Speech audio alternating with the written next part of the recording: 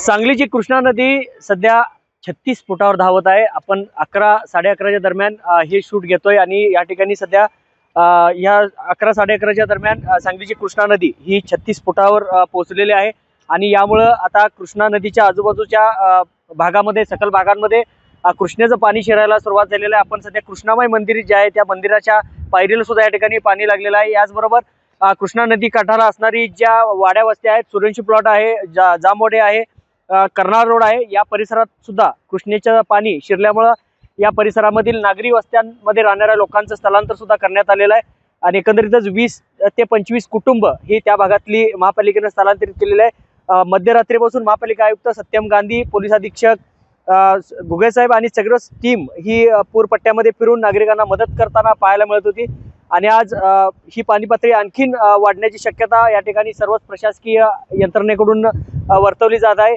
साधारण 40 ओलांडण्याची शक्यता ही सायंकाळपर्यंत सर्वच प्रशासकीय यंत्रणेनं शक्यता वर्तवलेली आहे। त्यामुळे 40च्या पुढे ज्या भागामध्ये पाणी येऊ शकतं अशा नागरी वस्त्यांमधील नागरिकांचं स्थलांतर हे आतापासूनच सुरू करण्यात आलेलं आहे आणि एकंदरीतच संपूर्ण परिस्थिती नियंत्रणात आणण्यासाठी आणि परिस्थितीवर नियंत्रण ठेवण्यासाठी सर्व प्रशासकीय यंत्रणाही सज्ज झालेली आहे।